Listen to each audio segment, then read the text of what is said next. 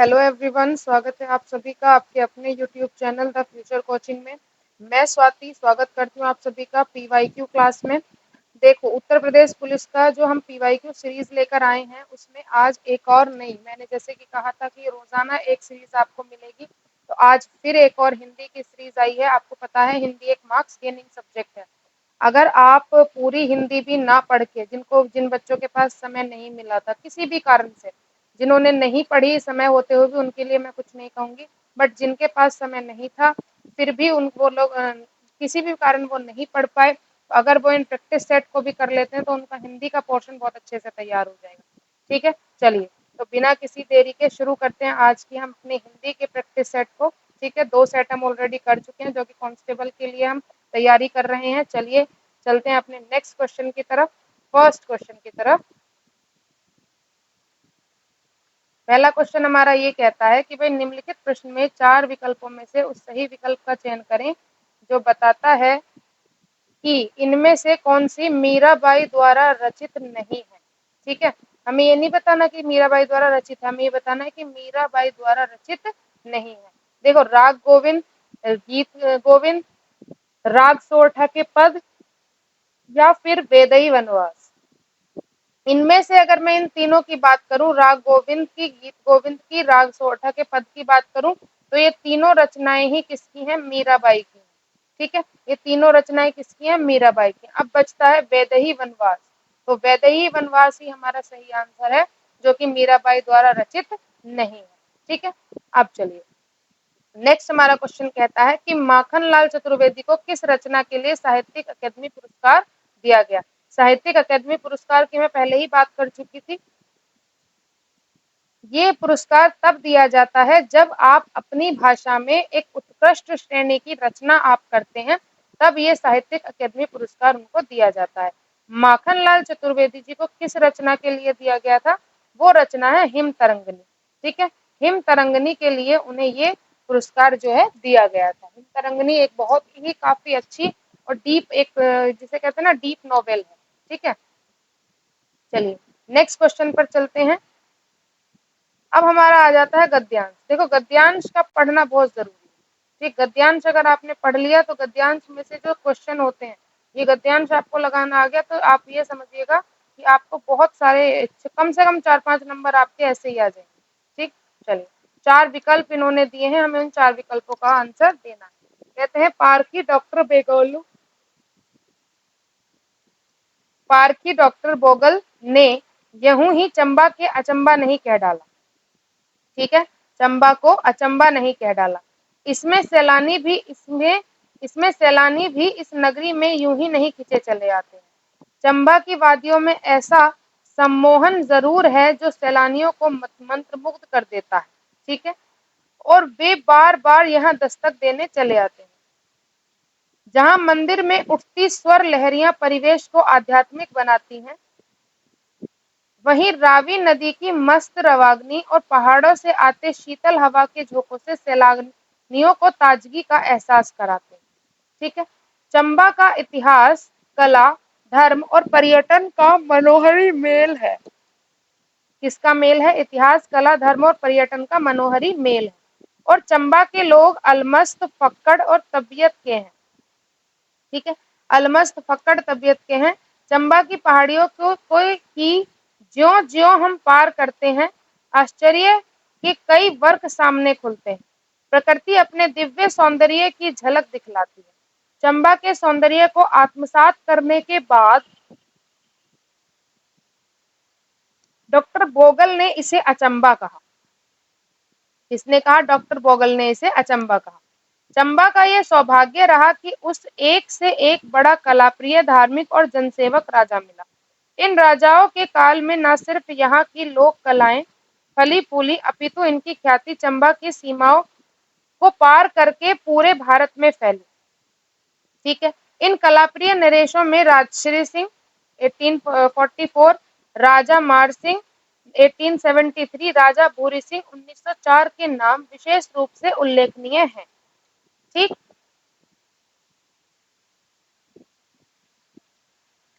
वास्तुकला हो या भित्ति चित्रकला, मूर्ति कला हो या काष्ठ कला, वास्तुकला, भित्ति चित्रकला, मूर्ति कला या काष्ठ कला।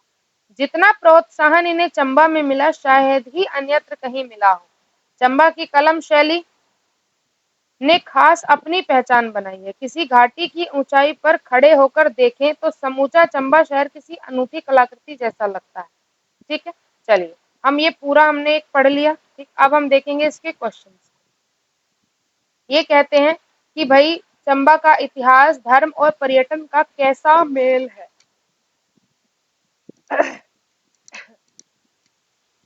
चंबा का इतिहास, धर्म और पर्यटन का कैसा मेल है। मन को हरने वाला, दर्द हरने वाला, नापसंद आने वाला, ठीक ठाक।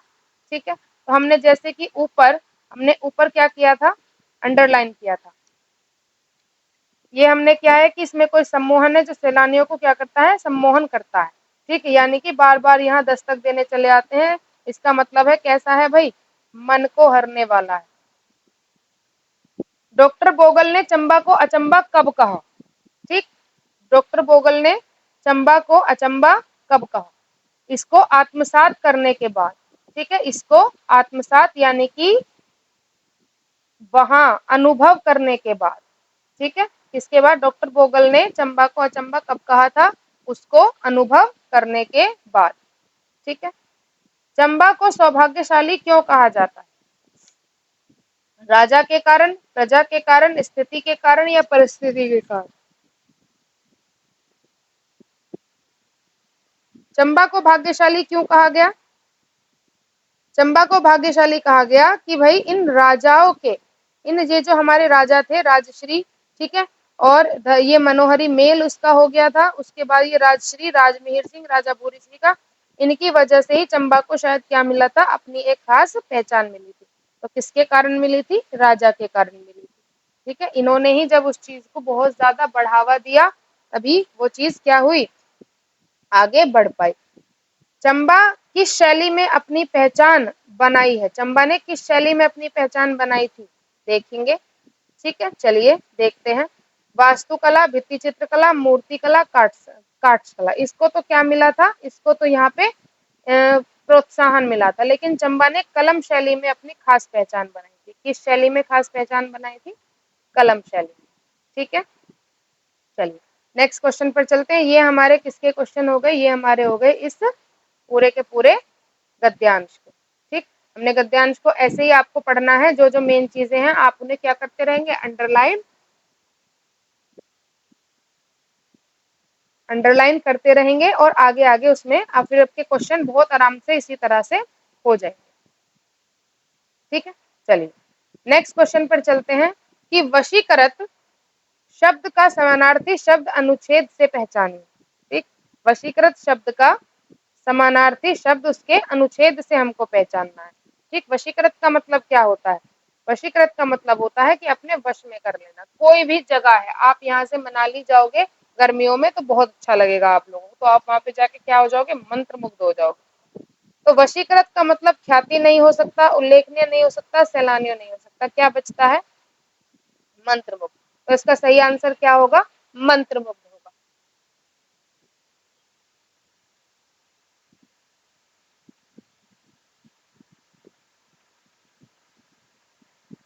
चलिए नेक्स्ट क्वेश्चन हमारा कहता है कि निम्नलिखित प्रश्न में 4 विकल्पों में से उस सही विकल्प का चयन हमको करना है जो पद के उचित अलंकार के रूप में सबसे अच्छा विकल्प है। ठीक, जो इसमें एक हमें लाइन दी गई है, वो कहते हैं कि जो उचित अलंकार इसमें है वो हमें यहाँ पे चुनना है। ठीक, भिकारिन को देखकर पट देत बार बार। ठीक, क्या कह रहे हैं कि भिकारिन को देखकर पट देत बार बार। ये कहते हैं कौन सा अलंकार है इसमें, इसमें श्लेष अलंकार है, अतिशोक्ति है, उत्प्रेक्षा है या रूपक अलंकार है। ठीक, तो इसका आप अगर अलंकार आपने नहीं पढ़े हैं तो एक बार आप क्लास में जरूर देखना, मैंने जो उसमें सारे अलंकारों को बहुत अच्छे से पढ़ाया हुआ है, तो एक बार आप उस क्लास को देख लेना, आपको सारे अलंकार उन्हीं क्लास में समझ में आ जाएंगे। ठीक है, फिर आपको कहीं से कुछ भी पढ़ने की जरूरत नहीं है, उसमें की पॉइंट्स जो होते हैं वो भी मैंने बताए हुए हैं और प्लस जो आपके पॉइंट्स होते हैं मेन मेन वो भी बताए हैं। ठीक है, तो यहाँ पे ये जो आंसर इसका कहता है अतिशोक्ति अलंकार, देखो वो होता है जहाँ पे हम क्या करते हैं, बहुत ज्यादा बातों को बढ़ा बढ़ा के करते हैं। ठीक है, रूपक अलंकार क्या होता है, जिसमें हम उपमा देते हैं, लेकिन यहाँ पे ऐसा कुछ भी नहीं है। ठीक, तो इसका सही आंसर क्या आ जाता है? श्लेष अलंकार। ठीक है, श्लेष अलंकार इसका क्या आ जाता है? सही आंसर आ जाता है। चलिए नेक्स्ट क्वेश्चन पर चलेंगे। ये कहते हैं कि उस विकल्प सही विकल्प का चयन करें जो रेखांकित शब्दों के सही अवयव के भेद हो। ठीक है, सही अवयव के भेद हो। चलिए, सबने उसे बुरा कहा लेकिन वह अच्छा बना। ठीक, इसमें क्या है? सबने उसे बुरा कहा लेकिन वह अच्छा बना। यहाँ पे क्या है? दो शब्दों को एक किसी शब्द के साथ, क्या दो वाक्यों को एक शब्द के साथ जोड़ा गया है। लेकिन, तो ये लेकिन जो अवयव है ये किस तरह का अवयव है, ये हमको यहाँ पर बात करेंगे। ठीक, जब जोड़ा गया है तो इसमें विस्मयादि कोई आश्चर्य वाली बात नहीं, संबंध इसमें कोई नहीं दिख रहा, क्रिया विशेषण इसमें नहीं है, तो बचता है हमारा समुच्चय बोधक, जहाँ पे दो शब्दों को, दो वाक्यों को जोड़ा गया किसी एक शब्द की सहायता से। ठीक है, ये हमारा कौन सा हो गया? समुच्चय बोधक हो गया। नेक्स्ट क्वेश्चन पर चलिए। निम्नलिखित प्रश्न में चार विकल्पों में से उस सही विकल्प का आप चयन करें। सही विकल्प का आपको चयन करना है जो अशुद्ध वाक्य के शुद्ध रूप का सबसे अच्छा विकल्प है। अशुद्ध वाक्य हमें दे दिया कि विद्यालय में बाएं बड़ा सा मैदान है। अब विद्यालय के बाएं बड़ा सा मैदान है, ये अगर हिंदी की तरफ से हम इसको देखेंगे तो ये वाक्य में ही एक अशुद्ध रूप है। ठीक है, कैसा है? एक अशुद्ध रूप है। हमें इसका क्या बताना है? हमें इसका शुद्ध रूप बताना है। ठीक है, अब देखो नेक्स्ट हम चीजों को पढ़ेंगे। ये कहते हैं विद्यालय के बाएं बड़ा मैदान है, गलत बात है। विद्यालय के बाईं ओर बड़ा सा मैदान है। ठीक है, विद्यालय के बाईं ओर बड़ा सा मैदान है, बिल्कुल सही बात है। विद्यालय में बड़ा सा मैदान है, किधर है नहीं पता। विद्यालय के बाएं बड़ा सा भाग है, नहीं। तो सबसे सही जो एक बात जा रही है वो किसकी जा रही है? विद्यालय की बाईं ओर बड़ा सा मैदान है। ठीक है, तो ये इसका क्या होगा? शुद्ध रूप होगा। शुद्ध रूप ऐसे होता है कि आप जब उस वाक्य को बोले तो वो प्रॉपर आए, एक तमीज में वाक्य बने, वो शुद्ध रूप होता है। ठीक है, चलिए हमें फिर से एक सही विकल्प का चयन करना है जो जहां छंद के सभी चरण समान हो।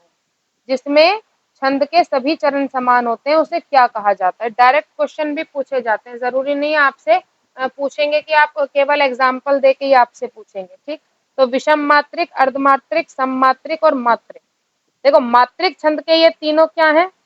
इनके क्या है? भाग है। ठीक है, तो यहाँ पे जब हम बात करते हैं विषम मात्रिक की, तो नाम से पता चल रहा है कि इसमें कोई भी मात्राएं समान नहीं होंगी। ठीक है, अर्धमात्रिक में आधी आधी, यानी कि 1 3 2 4। ठीक है, अर्धमात्रिक में कैसी हो जाती है? 1 3 2 4। ठीक है, तो अर्धमात्रिक तो ये हो नहीं सकता। अब बात आती है सममात्रिक की। सममात्रिक का मतलब ही ये होता है कि जिसमें सारी मात्राएं क्या हो? समान हो। मात्रिक छंद, जैसा कि मैंने बताया कि मात्रिक छंद के ये तीनों क्या हैं? भाग हैं। ठीक है, तो हमारा सही आंसर क्या होगा? सममात्रिक छंद। ठीक, निम्नलिखित प्रश्न में चार विकल्पों में से उस सही विकल्प का चयन करें जो दिए गए मुहावरे का सही अर्थ है। मुहावरे का सही अर्थ वाला विकल्प है घाट घाट का पानी पीना। देखो ज्यादा यूपी कांस्टेबल में ज्यादा टफ क्वेश्चन नहीं पूछे जाते हैं, यही आसान आसान क्वेश्चन आपको हिंदी में पूछे जाएंगे और यहीं पे आप मात खा जाते हैं कभी कभी।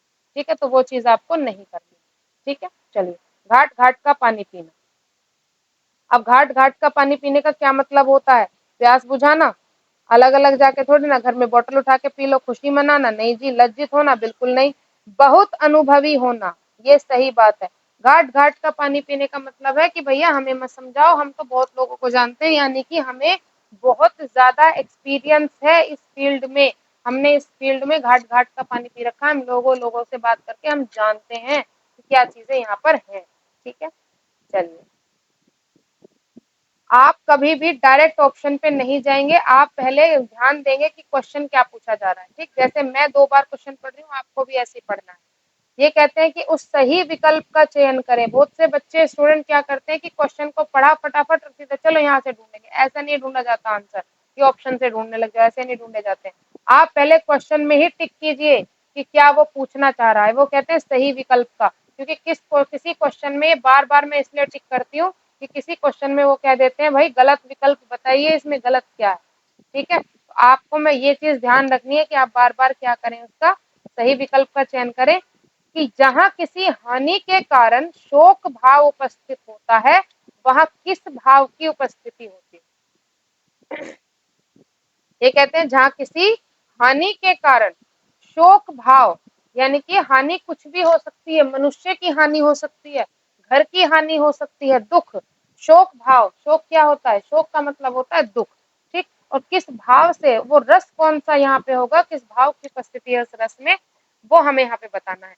हास्य रस की अगर बात करें तो हास्य रस होता है जहाँ पे हंसी का भाव होता है, वीर रस जहाँ पे उत्साह होता है, वात्सल्य जहाँ पे मात्र प्रेम होता है, भाई बहन का प्रेम होता है। अब बात आती है करुण रस की, ठीक है। करुण रस ही क्या होता है? शोक भाव को प्रदर्शित करता है, ठीक। कोई किसी से बिछड़ गया है ना, तो वो शोक भाव करुण रस में ही आता है। तो क्लियर है बात? तो हमारा सही आंसर क्या हुआ? करुण रस। नेक्स्ट क्वेश्चन में कहते हैं कि 4 विकल्पों में से उस सही विकल्प का चयन करें जो निर्देशानुसार वाक्य परिवर्तन वाला सही विकल्प है, ठीक है। राधा स्कूटी चला रही है, ठीक, राधा स्कूटी चला रही है। भाववाच्य हमें इसका बताना है। ये जो आगे लिखा रहता है ना, इसमें हमें बताना होता है। कहीं पे भाववाच्य होगा, किसी क्वेश्चन में हो सकता है क्रमवाच्य हो, ठीक है। तो राधा स्कूटी चला रही है, ये हमें इसका क्या बताना है? भाववाच्य बताना है, ठीक है। भाव के साथ कि भाई ये काम किया जाता है, ये कराया जाता है, ये चलाई जाती है ना। तो देखो, राधा से स्कूटी चलाई जाती है, ठीक है। राधा से स्कूटी चलती है, राधा स्कूटी चलाई, स्कूटी धारा चलाई, ये तो गलत ही है। राधा स्कूटी चलाई, ये भी गलत है। राधा से स्कूटी चलती है, ये भी गलत है। पढ़ने में ही गलत लग रहे हैं बिल्कुल, है ना। तो भाववाच्य क्या हो गया हमारा? राधा से स्कूटी चलाई जाती है। तो सही ऑप्शन हमारा क्या होगा इसमें? ए, ठीक है, कि राधा से स्कूटी चलाई जाती है, ठीक। अब ये कहते हैं कि भाई नेक्स्ट क्वेश्चन में कौन सा विकल्प उद्धरण चिन्ह का है, ठीक। कौन सा विकल्प उद्धरण चिन्ह का है? पद्मश्री श्रीमती श्यामा चौन, ठीक। माँ ने कहा बेटा सदा उन्नति करो, वाह कितना मजा आ रहा है, तुम्हारी परीक्षा कब से शुरू है, ठीक। तो उद्धरण, उद्धरण का क्या मतलब होता है? कि जहां पे आपको एक सम्मान के साथ बोला जाए, ठीक है, वो हमारा उद्धरण होता है। कि आपको, जो आपको एक सम्मान मिला है उसके साथ आपका नाम लिया जाए, ठीक। जैसे भारत रत्न दिया गया है खिलाड़ियों में, सचिन तेंदुलकर जी को दिया गया था। सबसे कम उम्र के वो एक क्या है, खिलाड़ी हैं जिनको भारत रत्न मिला, ठीक है।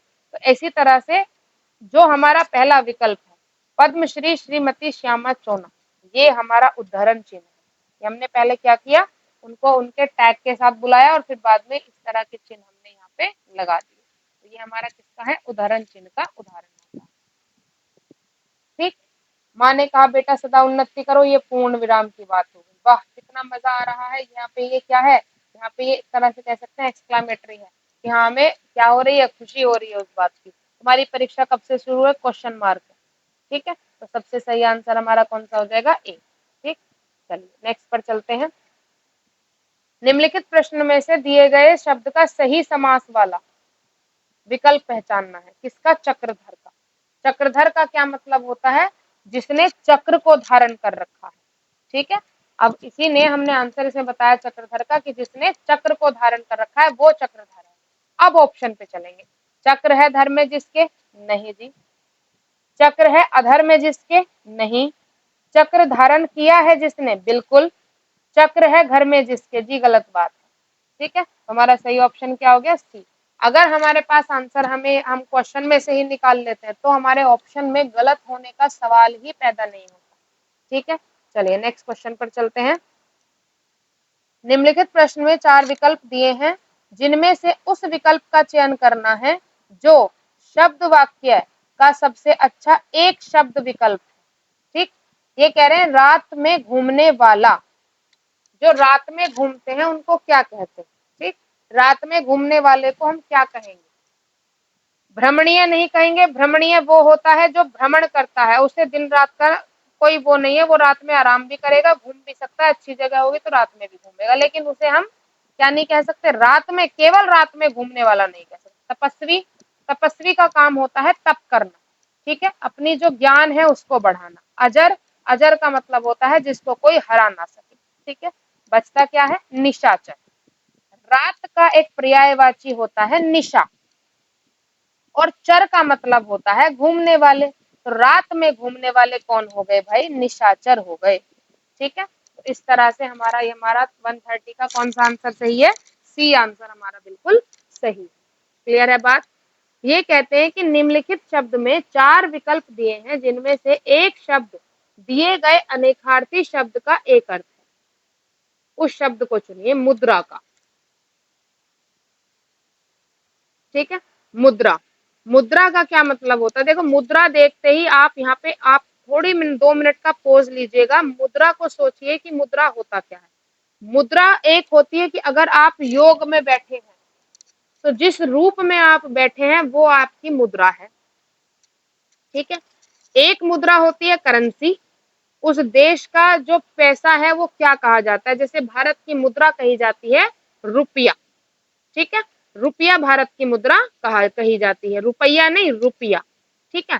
चलिए, तो मुद्रा, अब यहाँ पे हमें क्या ऑप्शन दिए गए? हमें ऑप्शन दिए गए हैं रूप, भाग, पर्वत, गोद, ठीक। देखो भाग, गोद, पर्वत तो हो नहीं सकता। मुद्रा का सही आंसर क्या होगा? रूप, कि किस रूप में आप बैठे हैं, ठीक है। तो इस तरह से आप अपने आंसर्स को देंगे। ये कहते हैं कि नेक्स्ट क्वेश्चन में निम्नलिखित प्रश्न में 4 विकल्पों में से सही कर्ता कारक को पहचानिए। कर्ता कारक क्या होता है? कर्ता कारक होता है कर्ता ने, सबसे पहला यही आ जाता है जो क्या करे? ने को संबोधित करता है, ठीक है। तो यहाँ पे सीधा सीधा है रोहन हॉकी खेली, ये तो नहीं होएगा ना। रोहन ने हॉकी खेली, ये वाक्य उन्होंने किसमें बता दिया? एक 4 ऑप्शंस में बता दिया।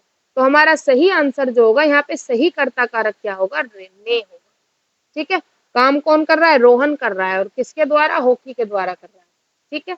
तो यहाँ पे क्या होगा? ने सही आंसर होगा। नीचे दिए गए प्रश्न का सही विकल्प पहचानना है। कर्ता का क्या अर्थ होता है? कर्ता का क्या अर्थ होता है? कर्ता का अर्थ होता है जो काम करे, है ना। पहले आप क्या करें? उस क्वेश्चन को 2 बार पढ़ो, उसका आंसर वही के वही देने की कोशिश करो, और फिर उसके बाद आप अपने ऑप्शंस पे जाओ। आपको ऑप्शन नहीं मिल पा रहा है, आंसर नहीं मिल पा रहा है, तो पहले आप ऑप्शन पे जाइए, उन ऑप्शंस के अर्थों को निकालिए, फिर आपका आंसर वहां पे मिल जाएगा। तसल्ली से, आराम से आपको बिना हेक्टिक हुए क्वेश्चन पेपर को अटेम्प्ट करना है, ठीक है। कर्ता का क्या अर्थ होता है? जो संबंध जोड़े, जी नहीं। जो कार्य करे, बिल्कुल। जिससे काम हो, जी नहीं। जिसका काम हो, जी नहीं। कर्ता वो होता है जो कार्य करता है। तो हमारा सही आंसर क्या होगा? जी। ये कहते हैं निम्नलिखित प्रश्न में 4 विकल्पों में से दिए गए वाक्य का सही काल वाला विकल्प पहचानना है। आज वर्षा होगी, आज वर्षा होगी, कंफर्म बात नहीं है, फ्यूचर में बात जा रही है, तो यहाँ पे क्या है? संभावना है। क्या है यहाँ पे? संभावना है, ठीक है। संभावना हो सकती है। अब संभावना के साथ साथ आप इसको संभाव्य में मत ले जाइएगा, ये चीज मैं आपको पहले ही बता दूं, ठीक है। सामान्य वर्तमान काल वो होता है जो अभी काम चल रहा है, वर्षा हो रही है। सामान्य भविष्यत काल, आज वर्षा होगी, मौसम खराब है, दिखाई दे रहा है प्रॉपर मौसम खराब है, हाँ आज वर्षा होगी, तो ये संभाव्य वर्तमान काल में नहीं, ये संभाव्य में जब चला जाता जब यहाँ पे हम कहते हैं कि आज शायद वर्षा होगी, ठीक है। तो सामान्य भविष्यत काल ये हमारा सही आंसर है। भूतकाल तो हो ही नहीं सकता, वर्तमान काल की हम बात कर रहे हैं।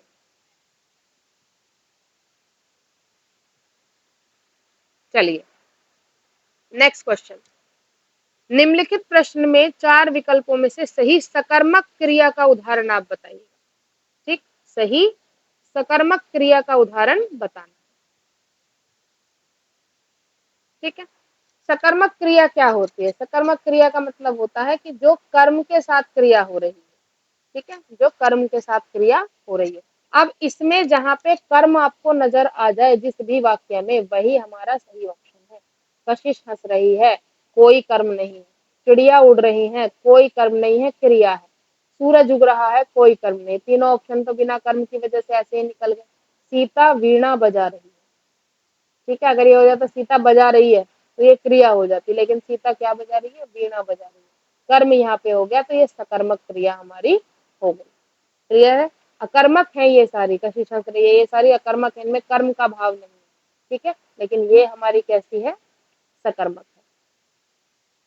चलिए नेक्स्ट क्वेश्चन ये कहते हैं कि भाई निम्नलिखित प्रश्न में 4 विकल्प दिए हैं, जिनमें से उस विकल्प का चयन करें जो दिए गए शब्द का सही पुल्लिंग शब्द है। कैसा है? सही पुल्लिंग शब्द है।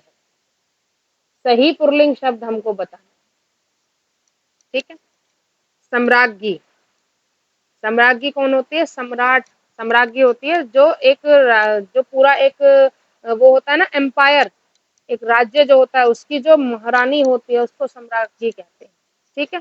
चलिए अब यहाँ पे देखो ऑप्शन बिल्कुल सेम है, राजा, महाराज, बादशाह और सम्राट, लेकिन हमें इनमें से सही ऑप्शन बताना है सम्राज्ञी का, ठीक है। तो सम्राज्ञी का सही ऑप्शन राजा नहीं होगा, राजा के साथ राजरानी होता है, महाराजा का महारानी होता है, बादशाह का बेगम होता है। ये इनके क्या होते हैं? ये इनके पुल्लिंग रूप हैं किसके, और ये इनके स्त्रीलिंग होते हैं, लेकिन हमें सम्राज्ञी बताना है, तो सम्राज्ञी का सही आंसर होगा सम्राट और सम्राज्ञी, ठीक है। क्लियर है इतनी चीज? चलिए नेक्स्ट क्वेश्चन में ये कहते हैं कि नीचे दिए गए शब्द का सही बहुवचन रूप वाला विकल्प पहचानिए। सही बहुवचन रूप हमें पहचानना है। चिड़िया, ठीक। अब चिड़िया जब हम लिखते हैं तो चिड़ियों, चिड़ियाएं, चिड़ा नहीं लिखेंगे, ठीक। तो इसका जो सही आंसर जाता है वो क्या जाता है? चिड़िया। चंद्र बिंदु जाएगा या के साथ। चिड़ियों, चिड़ियाएं, ये इनका बहुवचन रूप नहीं होता है, ठीक है। क्लियर है बात? निम्नलिखित प्रश्न में से 4 विकल्पों में से सही विकल्प क्या बताना है? सही विकल्प का चयन करें जो वर्ण स्वर की सहायता से बोले जाएं, उन्हें क्या कहा जाता है? जो वर्ण स्वर की सहायता से बोले जाएं उन्हें क्या कहा जाता है? वर्ण क्या होते हैं? वर्ण होते हैं जो हमारे क से लेके ज्य तक, और वो स्वर की सहायता से बोले जाते हैं। क प्लस अ, है ना, ख प्लस अ, तब वो पूरा ख बनेगा, क बनेगा, ठीक। तो उनको क्या कहेंगे भाई? उनको कहते हैं व्यंजन। जो वर्ण स्वरों की सहायता से बोले जाएं उनको क्या कहते हैं? व्यंजन कहते हैं। स्वर क्या होते हैं? स्वर ऐसे वर्ण होते हैं जिनको किसी की भी मदद की आवश्यकता नहीं होती, वो अपने आप में पूर्ण होते हैं। वर्णमाला पूरी स्वर और व्यंजनों की जो गठित एक माला है, अ से ज्य तक, वो पूरी वर्णमाला कहलाती है। ध्वनियां, उनको बोलने से, उनकी बोलने की जो जगह है, उनके बोलने का जो तरीका है, वो ध्वनियां होती है, ठीक है। चलिए नेक्स्ट क्वेश्चन हमारा क्या कहता है कि भाई निम्नलिखित प्रश्न में 4 विकल्पों में से सही विकल्प का चयन करें जो बताता है कि व्यंजन को स्वर रहित दिखाने के लिए किस चिन्ह का उपयोग करते हैं। ये तो सबसे आसान है। स्वर तो ऑप्शन पहले ही निकल जाएगा। चलो इसको मैं ऐसे ही बताती हूँ। जैसे मानो मैंने ये क लिखा, तो ये क जब पूरा है, जब इसको मैं इस तरह से लिखूंगी, क प्लस आ, ठीक है। अब इस का को हमने अपूर्ण दिखाया है इस हलंत की सहायता से। किसकी सहायता से? हलंत की सहायता से। आ जाइए, ये कहते हैं कि 4 विकल्पों में से उस सही विकल्प का चयन करें जो बताता है कि व्यंजन को स्वर रहित दिखाना है। व्यंजन को स्वर रहित दिखाना है तो किस चिन्ह का उपयोग किया जाएगा? हलंत का उपयोग किया जाता है। क्लियर है बात? चलिए 4 विकल्पों में से संज्ञा शब्द से बनने वाला सही विशेषण शब्द विकल्प चुनिए। सही विशेषण शब्द विकल्प चुनिए। पहला है शक्ति। विशेषण, जो विशेषण वाला शब्द होता है वो क्या होता है? विशेषण का मतलब होता है कि जो क्या बताए, जो ये बताए कि भाई जो हमारा विशेषण है वो उसकी जो एक तरह से उसकी जो क्वालिटी है वो कितनी है, कम है, ज्यादा है, बहुत ज्यादा है ना, बहुत कम है, ठीक है। तो शक्ति का जो हमारा होगा विशेषण शब्द, सही विशेषण शब्द कौन सा होगा? शक्तिवर्धक जी नहीं, शक्तिरोधक जी नहीं, सशक्त जी नहीं, इसका सही आंसर होगा शक्तिशाली, ठीक है। क्लियर है बात? चलिए नेक्स्ट से करते हैं। 4 विकल्पों में से रेखांकित शब्द के आधार पर सर्वनाम के सही भेद को पहचानना है। कोई आपसे मिलने आया है, हमें नहीं पता कौन मिलने आया है, देखेंगे तब पता चलेगा निश्चित चीज नहीं है। ठीक है, निश्चित चीज नहीं है। तो ये कौन सा हो गया? कोई आपसे मिलने आया है, पूर्ण विराम लगा हुआ है, प्रश्न की कोई बात ही नहीं उठती। ठीक है, संबंध दो चीजों को दिखाने के लिए होता है, दो वाक्यों का संबंध होता है। ठीक है, निजवाचक अपने आप में जो अपने आप को पूरा करे वो निजवाचक होता है। मैं, तुम, ठीक है, मैं, मेरा, हमारा, ये निजवाचक होते हैं। लेकिन कोई निश्चित नहीं है जी कौन मिलने आया है, ना नाम पता है ना चेहरा। ठीक है, तो ये कैसा हो गया? ये अनिश्चयवाचक सर्वनाम हो गया। क्लियर है? प्रश्नवाचक में जैसा कि मैंने अभी बताया क्वेश्चन मार्क होगा। संबंधवाचक में दो वाक्य जुड़ेंगे, संबंध नजर आएगा। निजवाचक में अपना अपना होता है। ठीक है, नेक्स्ट क्वेश्चन में ये कहते हैं कि भाई हरियोध अयोध्या सिंह उपाध्याय हरियोध जी की प्रसिद्ध रचना कौन सी है? ठीक है, हरियोध जी की ये तो बहुत क्वेश्चन पूछा जाता है, इसको तो रट लेना बिल्कुल। ये डायरेक्ट आंसर मैं इसका आपको बता दूंगी। अयोध्या सिंह उपाध्याय हरियोध जी की जो प्रमुख रचना है वो है प्रिय प्रवास। ठीक है, प्रिय प्रवास किसकी रचना है? अयोध्या सिंह उपाध्याय हरियोध जी की रचना है। ठीक है, बहुत पूछा जाता है, क्वेश्चन इंपॉर्टेंट है, याद रखना। चलिए नेक्स्ट क्वेश्चन पर चलते हैं। कहते हैं निम्नलिखित प्रश्नों में चार विकल्पों में से उस सही विकल्प का चयन करें जो बताता है फणीश्वर नाथ रेणु द्वारा रचित उपन्यास कौन सा है? फणीश्वर नाथ रेणु, ठीक है, ये एक बहुत अच्छे हमारे क्या रहे थे, एक रचयिता रहे हैं। इन्होंने एक उपन्यास, इनके बहुत सारे उपन्यास हैं, एक नहीं बहुत सारे उपन्यास हैं, लेकिन प्रसिद्ध उपन्यास कौन सा है? प्रसिद्ध उपन्यास इनका है मेला आंचल। कौन सा है प्रसिद्ध उपन्यास? मेला आंचल। ठीक है, चलिए निम्नलिखित प्रश्न में चार विकल्पों में से सही विकल्प का चयन करें जो उपसर्ग और प्रत्यय दोनों ही शब्द नहीं होते। वो ऐसा शब्द हमें बताना है, जो ऐसा हमें एक टाइप बताना है जो ना तो उपसर्ग है ना वो प्रत्यय है। ठीक है, अब बात करते हैं किसकी, 144 क्वेश्चन की। तो यहाँ पे क्या होता है? क्रिया। देखो क्रिया जो होती है वो किसी शब्द को लेकर भी हो सकती है, खेलना, ठीक है, रोना, रुलाना, तो उसमें उपसर्ग प्रत्यय दोनों आ सकते हैं। अवयव, अवयव में भी यही काम हो सकता है। सर्वनाम, सर्वनाम में भी हो सकता है। अपना, पराया, ठीक है, सर्वनाम में भी ये चीजें हो सकती हैं। लेकिन जो शब्दांश होता है, शब्दांश का मतलब होता है एक शब्द का अंश, शब्द का अंश, वो हमारा शब्दांश होता है। तो शब्द का अंश जो हो सकता है वो हमारा किसी भी उपसर्ग प्रत्यय में काम नहीं करेगा। तो हमारा सही आंसर क्या होगा? शब्दांश होगा। ठीक है, चलिए चार विकल्प दिए हैं, एक दिए गए शब्द का सही तद्भव रूप है। तद्भव मतलब अशुद्ध रूप है। मक्षिका, मक्षिका क्या है? शुद्ध रूप है इन चारों में से किसी एक, किसका? एक इंसेक्ट, एक कीड़े का। ठीक, मक्षिका किसको कहते हैं? मोर का शुद्ध रूप होता है मयूर। ठीक है, भंवरा का शुद्ध रूप होता है भंवरा। ठीक है, मेंढक का होता है मंडूक। ठीक, तो हमारा सही आंसर क्या निकला? मक्षिका का सही आंसर होता है मक्खी। ठीक है, मक्षिका का सही आंसर क्या हुआ? मक्खी। चलिए कहते हैं भाई चार विकल्पों में से उस विकल्प का चयन करें जो प्रत्यय से नहीं बना। जो प्रत्यय से नहीं बना, प्रत्यय वो होता है जो पीछे, शब्द के पीछे लगाया जाता है, उपसर्ग शब्द से पहले और प्रत्यय शब्द के बाद। ठीक है, तो हमारा 146 का सही आंसर क्या होगा? देखो, शिष्या आया, शेरनी नी, दया में आए। तो इसमें या, इसमें नी, इसमें अय, तीनों ही क्या लग गए? प्रत्यय लग गए। हमें बताना है जो प्रत्यय से नहीं बना, परिचय। और इसमें जो क्या इस्तेमाल किया गया है? इसमें उपसर्ग इस्तेमाल किया गया है, परिचय। ठीक है, क्लियर है? चलिए दिए गए शब्द का विपरीत अर्थ वाला विकल्प है सन्यासी। सन्यासी कौन होता है? सन्यासी का मतलब होता है जिसका वैराग्य जिसने ले लिया। ठीक है, जिसने क्या ले लिया हो? वैराग्य ले लिया हो।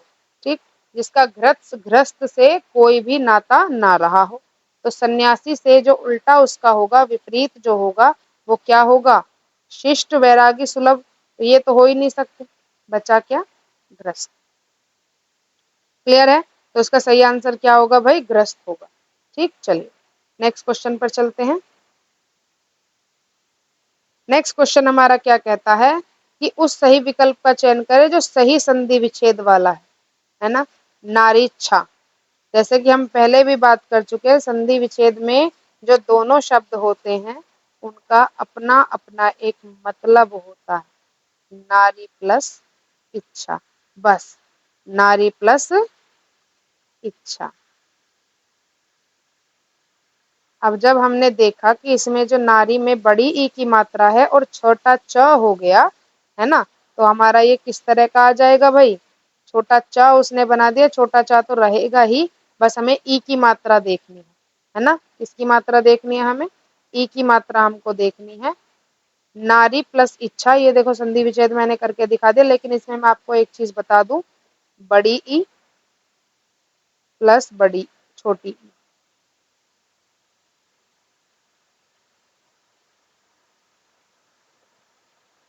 प्लस छोटी ई, दोनों मिलके क्या बनाती हैं?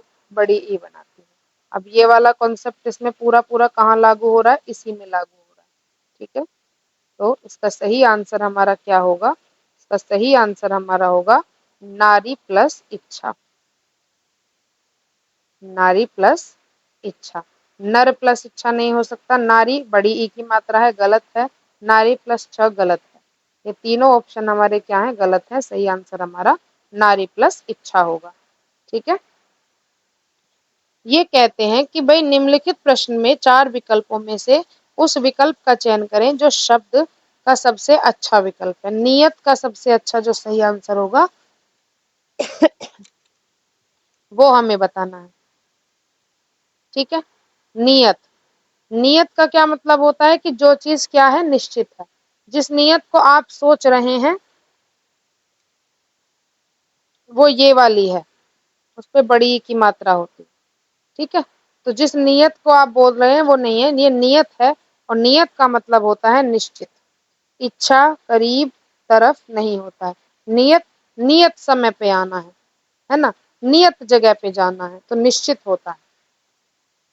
चलिए बढ़ते हैं आज के लास्ट क्वेश्चन की तरफ।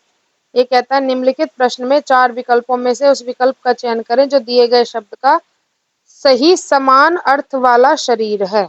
सॉरी, शब्द है, मैंने शरीर पहले पढ़ लिया। ठीक है, तो सही समान अर्थ वाला, सही शब्द हमको बताना है शरीर के लिए। ठीक, शरीर के लिए क्या होता है? कलेवर। सही आंसर क्या होगा? कलेवर। ठीक है, विटप नहीं होता, महिला नहीं होता, पद्या नहीं होता। ठीक है, तो हमारा सही आंसर क्या होगा? कलेवर। ठीक, चलिए आज के हम अपने क्वेश्चन को यहीं पे स्टॉप करते हैं। कल फिर मिलेंगे एक और अच्छे से पीवाईक्यू सेट के साथ। तब तक आप अपने सेट को लगाते रहिए, है ना? और आपको यहीं पे हमारे चैनल पे जीएस के रीजनिंग के सेट भी अच्छे से मिलेंगे, आप उनकी भी प्रैक्टिस करते रहिए। अब मैंने ये क्वेश्चन आपको करवा दिए, एक बार वीडियो को दोबारा देखना, इन सारे क्वेश्चंस को आंसर अपने आप करना। ठीक है, मेरे बताने से पहले ही। ठीक, या जो आवाज है वो म्यूट कर लेना, मैं सारे आपको तरीके में आपको बता दूंगी।